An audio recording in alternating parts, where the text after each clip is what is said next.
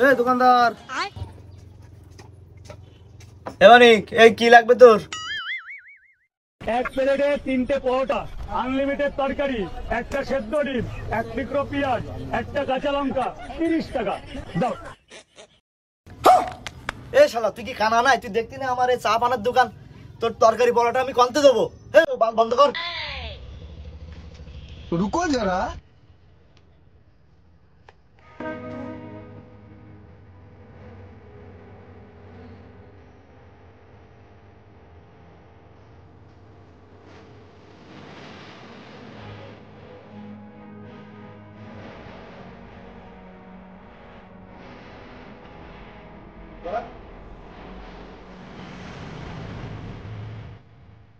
এ শালা, তুই বেরোলি রে? তো দাঁড়া।